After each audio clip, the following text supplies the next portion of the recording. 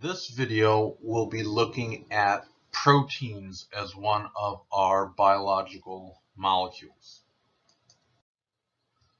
And the first thing we want to do with proteins is start dealing with the smallest building blocks. Just like carbohydrates, we start with monosaccharides as our building blocks. For proteins, our building blocks are the amino acids. So the amino acids are the building blocks that we're going to end up linking together to form proteins. So what you see is a general structure of what an amino acid looks like. And you can kind of see right away from the name what kind of functional group you're looking at. Amino kind of tells you that on one end of the molecule, you're going to have an amine group. The acid is kind of hinting that you're dealing with a carboxylic acid. So on the other side of the molecule, you're seeing you're dealing with a carboxylic acid. You will always see the amine group and the carboxylic acid group in every single amino acid that you are looking at. What ends up being different for our amino acids is what's here in this side chain. Sometimes it's called the R group. And this is what makes each and every amino acid different from other amino acids, is what is specifically here.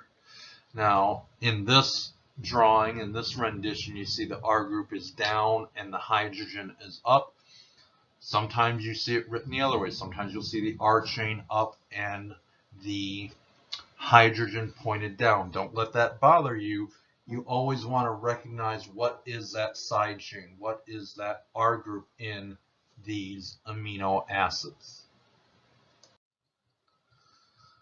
One of the first things we want to deal with for amino acids is to talk a little bit about how amino acids function as Vitter ions. And what a Vitter ion is a Vitter ion is a molecule that is overall neutral.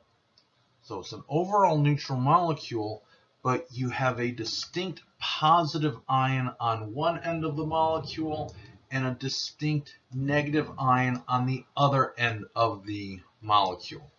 So here I redrew our basic amino acid structure, and then on the right we're showing how this exists as a Vitter ion. Well, it's kind of easy to see what's going to happen. Well, what's going to happen is we know amine groups are capable of acting as weak bases, grabbing H+. So what happens if that amine group on the left grabs an H+? Well, we'd have NH3. We'd have a positive ion on one end of the molecule. Well, what do we have on the other end of the molecule? On the other end of the molecule, we have a carboxylic acid. Well, we know how carboxylic acids operate.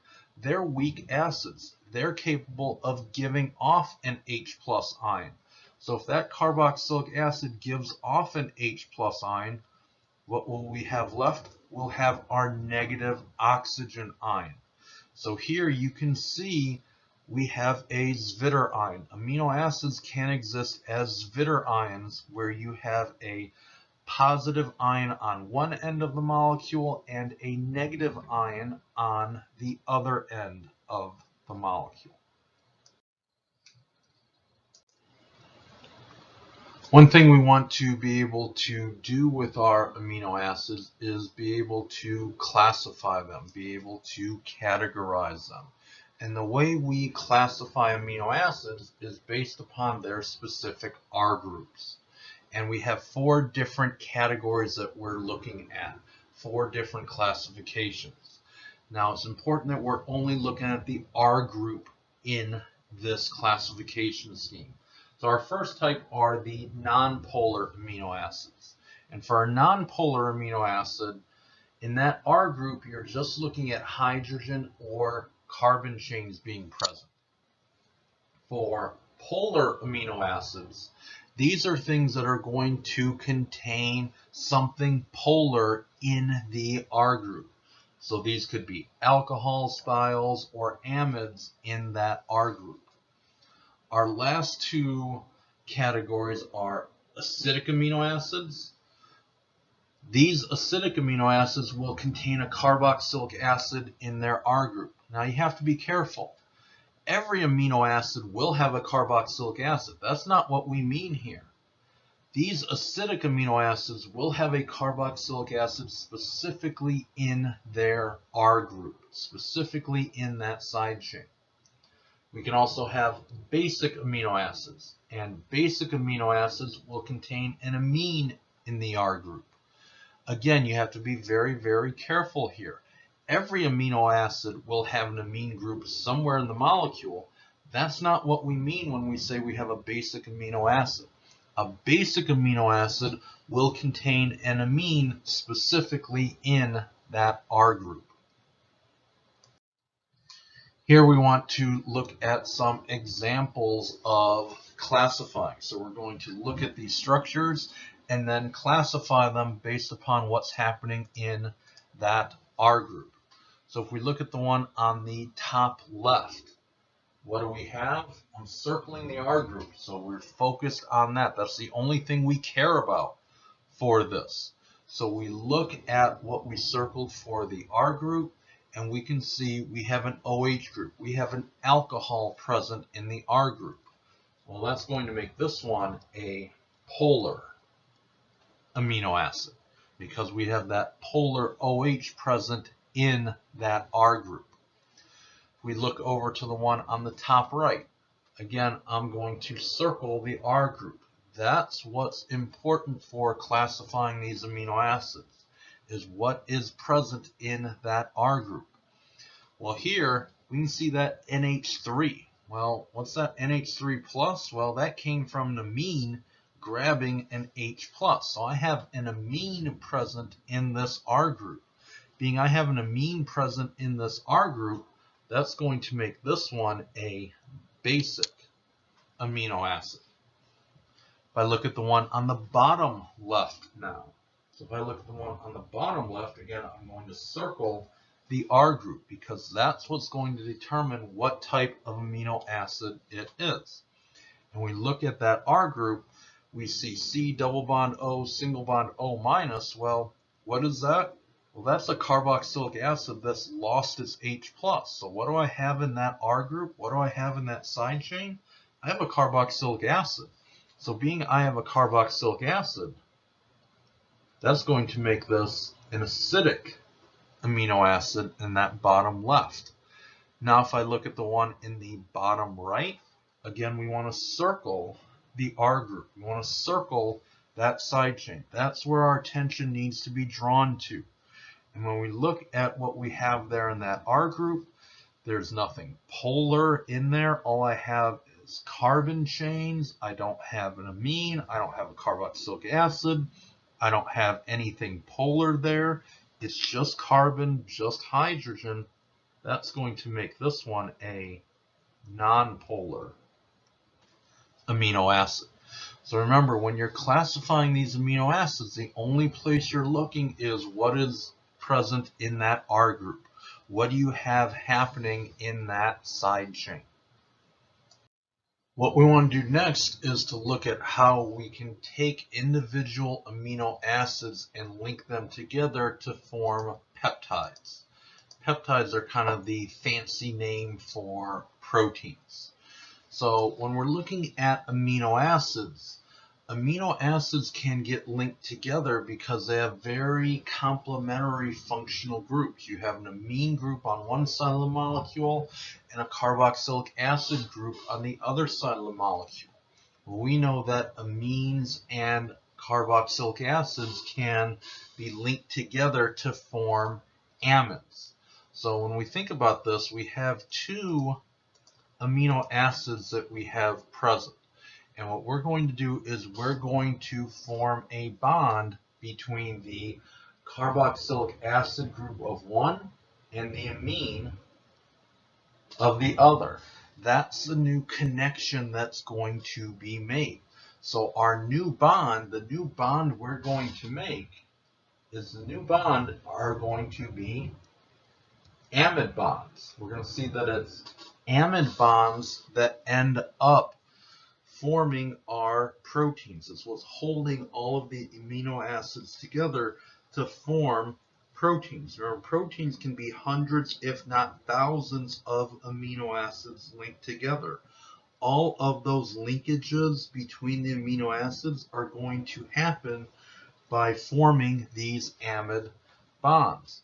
And remember, outside of the amide, that's going to be the amide is going to be the only place where we see the change. The entire rest of the molecule is just going to stay as is. All the other parts, the R groups, the part of the molecules that are not reacting, all of that is going to remain exactly the same. Your changes are happening at the functional group. In this case, it's carboxylic acids reacting with amines to form amides. And after you've linked two amino acids together, what you formed is a dipeptide. So when you've had two amino acids linked together, you have a dipeptide. We're going to go one step further. We're going to add a third amino acid into this. So now, this is kind of carrying on with where we left off before. We formed a dipeptide in the previous slide, and this is the dipeptide that we ended up forming. So here's our dipeptide. Now we're going to link a third amino acid onto this. And again, we have a carboxylic acid and an amine. So we're linking a carboxylic acid with an amine. That's the new connection. Everything's going to be formed through amide bonds. So again, we're going to make another amide bond. That's the new connection that ended up getting made. We know that when we make amides, we form water as a byproduct that we don't care so much about. But when you look at a protein or you look at a peptide, if you look at all of the amide bonds, you can see where those connections happen. You can see the side chains from each one of those individual amino acids because those are the parts that kind of got linked together. So when you see those amide bonds, you can say, hey, those are those connection points between the original amino acids that I started with. You know, this is not any different than our amide forming reactions that you saw in the organic unit. Amine plus carboxylic acid will make an amide bond. Now, you can imagine as we grow this, right now we have a tripeptide. We've linked three amino acids together. So a tripeptide is formed from the linking together of these three amino acids. Well, now imagine you did this hundreds of times or thousands of times to create these very, very large protein structures. What's sometimes done once you start forming proteins and peptides is you label the ends. So the end that has a nitrogen on it is sometimes called the N-terminus. So the N-terminus is the side that ends with an amine. And then if you compare that to the other side of the molecule is sometimes called the C-terminus because this is the end that ends with a carboxylic acid. So sometimes we label the ends, the N-terminus, the side with the amine, and the C-terminus, the side with the carboxylic acid, just to be able to orient and tell which end we're talking about, which end are we working on. So you could do this on and on and on, put on a fourth, fifth, sixth. Real proteins have hundreds, if not thousands, of amino acids linked together all through these amide bonds. Next thing we want to start looking at is talking about the different levels of protein structure. So there are 4 levels of protein structure that we want to talk about. And what these levels of protein structure describe is that build-up to the complex 3-dimensional shape that these proteins possess. Proteins have very specific and complex globular three-dimensional shapes. What we're looking at is describing how we get that very specific three-dimensional shape, kind of from building up from more basic to more and more specific. So the first thing we care about with what's going to determine the protein structure, that three-dimensionality, is called the primary structure. And when we refer to the primary structure of a protein, what we're talking about is the order or the sequence that the amino acids are in is important. A different sequence makes for a completely different protein, even using the same pieces.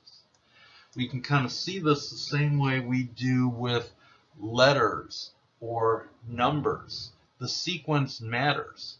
Here, my sequence is A, D, D, C, B, B, A. Well, I can use those same letters, 2 A's, 2 B's, 1 C, and 2 D's, and if I rearrange them, I put them in a different sequence, I'm going to get a different result. Just like that's true for letters, same thing is true for the order that these amino acids are in. A different sequence is going to result in a different three-dimensional structure, and a different three-dimensional structure will result in a completely different function. You've probably heard about how important the specific order or the sequence is in DNA. Well, the reason it's so important in DNA is because that specific DNA sequence encodes the specific amino acid sequence in proteins. That's how proteins get made. Proteins get made based upon what that DNA sequence is. We know DNA sequence is important. The reason that DNA sequence is so important is that gets the amino acids lined up in a specific sequence in our proteins. The sequence, the order that the amino acids are in is very, very important. So when we hear primary structure, what that means is what is that sequence? What is that order? So next would come secondary structure. And what secondary structure refers to is secondary structure refers to there's some common three-dimensional motifs that are found in many different proteins in many different organisms. And these two three-dimensional motifs that are found in all sorts of different proteins, not just human proteins, animal proteins, plant proteins, bacteria proteins, fungal proteins.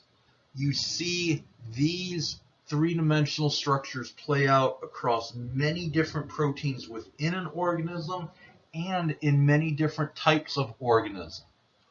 And these two three-dimensional motifs are the alpha helix. So what an alpha helix really is an alpha helix is really kind of the best way of imagining an alpha helix is a spiral staircase. So you can see highlighted in purple, I'm circling in green, an example of an alpha helix. And then kind of on the other side, the A is also an alpha helix. Think about that spiral staircase. The other type of common three-dimensional motif that's seen is called a beta sheet, or sometimes called a beta pleated sheet. So that I'm circling these in blue. And what these are basically layers of amino acids that almost form kind of like sheets of paper that are a little bit fanned out. There are flat regions, then there's a little break, and then there's another flat region. So when somebody's talking about secondary structure, what they're talking about are things like alpha helices and beta sheets, common three-dimensional structures that appear in many, many different proteins. Now there are more than alpha helices and beta sheets. There's a couple more motifs, but these are the two most common, and these are the only ones we're going to discuss. Our next level of protein structure is tertiary structure. And what tertiary structure refers to are the interactions between R groups of the amino acids. So these can happen even between amino acids that are not close to each other in the primary sequence. One way of thinking about it is think about a long string that you then kind of wad up and jumble up in your hand to kind of form a ball. Now, in the primary sequence, the ends of the string are very far apart, but once you kind of ball it up in your hand, those ends might actually be close to each other. So there's 5 different tertiary interactions that we want to talk about. So the first are hydrophobic interactions. And if you think about hydrophobia is fear of water. Well, in this case, water is polar. So if you're afraid of water, you don't like water, you are probably non-polar. So hydrophobic interactions occur between non-polar R groups. Kind of the exact opposite of that are hydrophilic interactions. This is water loving. You enjoy water. Hydrophilic, water being polar. These are going to occur between polar R groups, 2 polar R groups with each other, or a polar R group and water.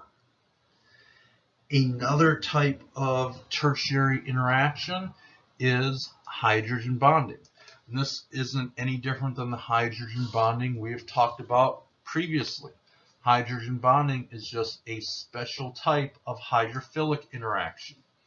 These can happen between an OH on one amino acid and an OH on another amino acid, or between an NH on one amino acid with an NH on a different amino acid, or there's a third option, an NH on one amino acid with an OH on a different amino acid.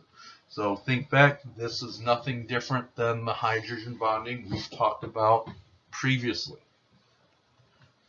So there's a 4th type of tertiary interaction. These are called salt bridges. If you think back to salt is kind of our slang term for an ionic compound. You get a salt bridge as an ionic interaction between charged R groups. So you would have to have things that are charged, actual ions here. Well, how can you get this in amino acids? Well, if you have a charged amine, if amine has picked up an H+, you'll get NH3 with a positive charge. Well, there's your positive ion. If you have a charged carboxylic acid, so that would be a carboxylic acid that's lost its H+, what will you have? You'll have a negative ion. So that interaction between positives and negatives is kind of a force that can help hold that protein in a specific 3-dimensional structure. There's one last type of tertiary interaction that we want to talk about, and this one's a little bit different than the other ones. All the previous ones we've talked about, hydrophobic, hydrophilic, hydrogen bonding, salt bridge, have not involved any covalent bonds. The last one we want to talk about is the disulfide. In a disulfide, you have an actual covalent bond between the R groups. There's an actual covalent bond happening there. Remember where we get a disulfide from? We get a disulfide from the oxidation of 2 thiols in the R groups. Those are going to form a disulfide. Remember what happens in that thiol oxidation? You're going to have 2 thiols. When they get oxidized, what do? They oxidatively couple.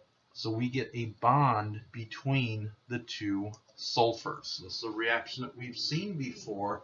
The reason why we talked about it in the organic unit is because it plays a key role in the biological molecules we're talking about now.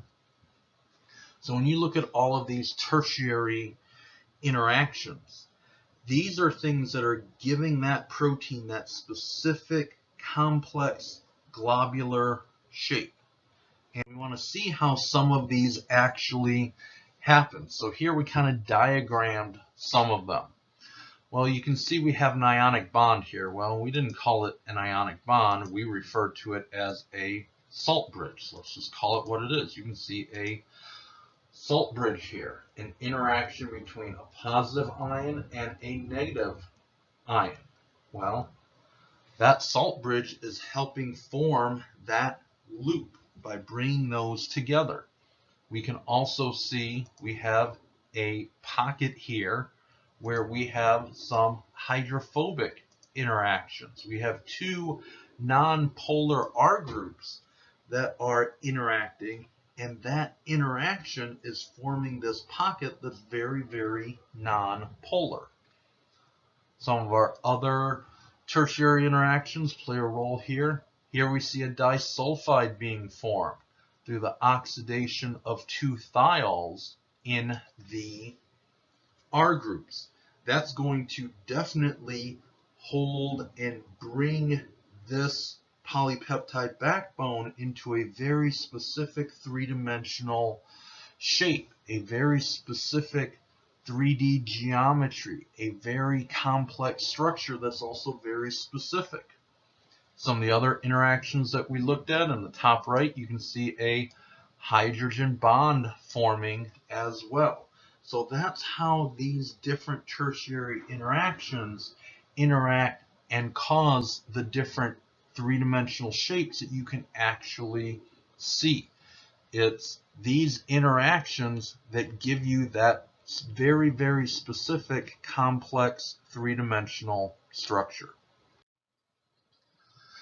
The last type, or the last level of protein structure, is called quaternary structure.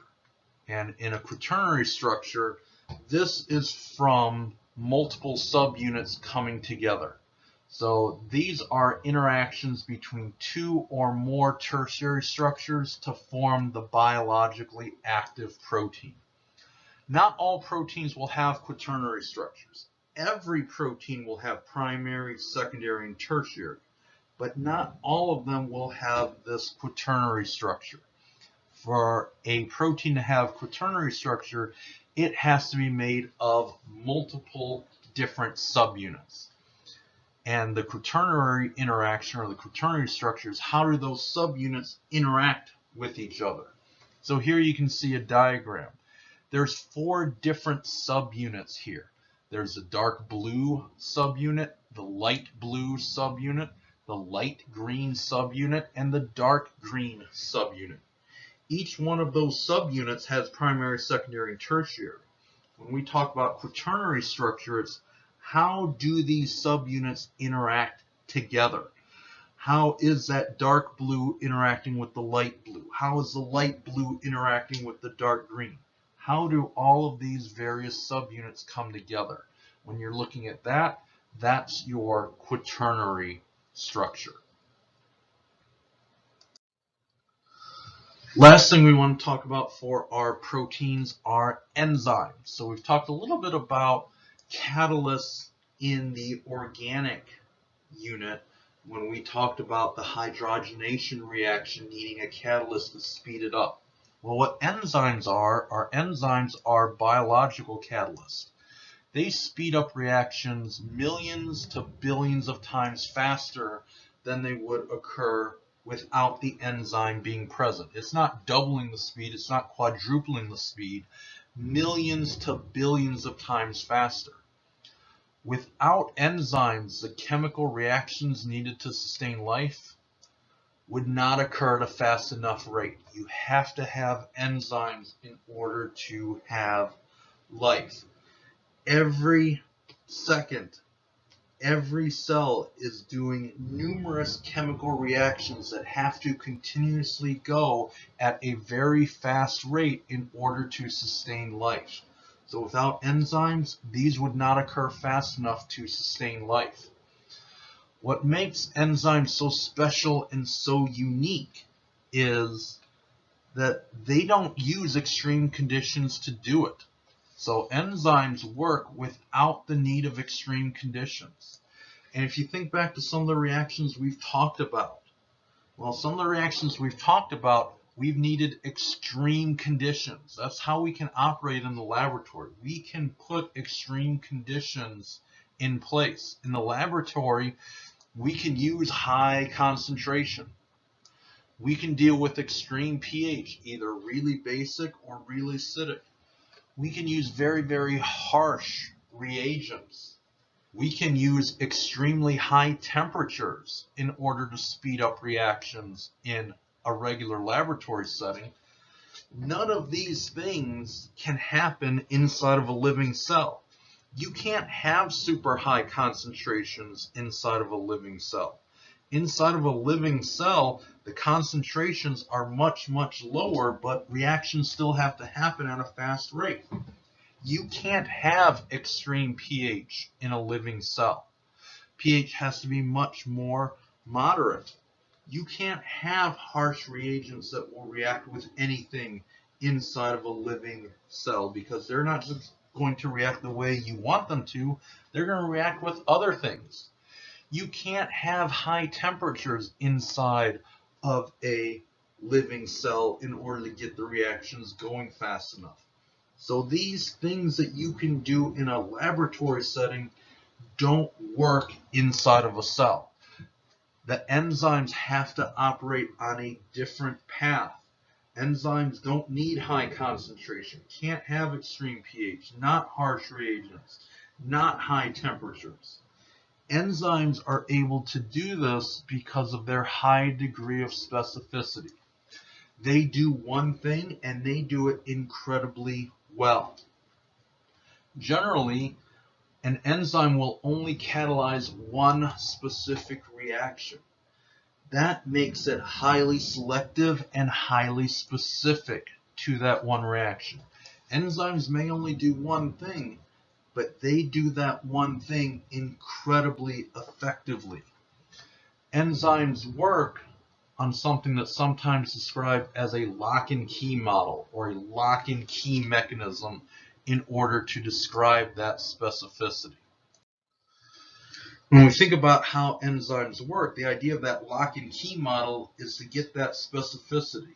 When you have a lock, there's only one key that fits it. That key is specifically designed for that lock and that lock alone.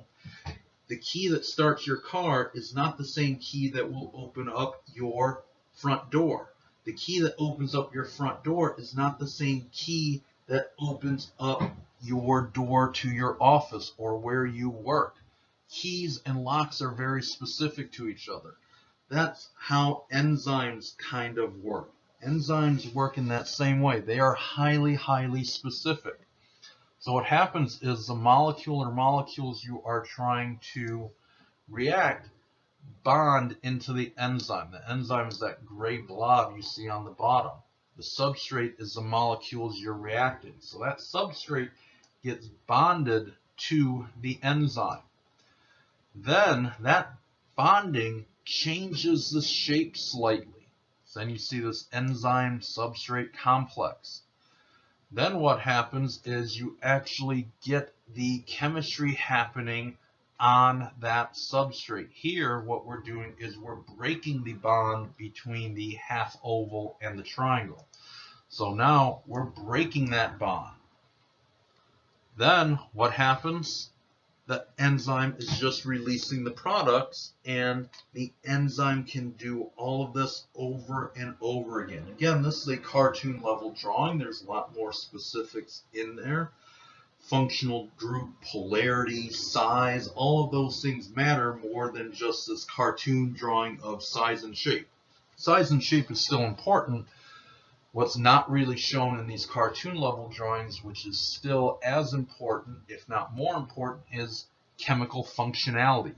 Even if something has the correct size and the correct shape, if that substrate is polar and that region of the enzyme is nonpolar, it's not going to work. So it's not just size and shape. There's key chemical compatibility that is happening here with enzymes as well.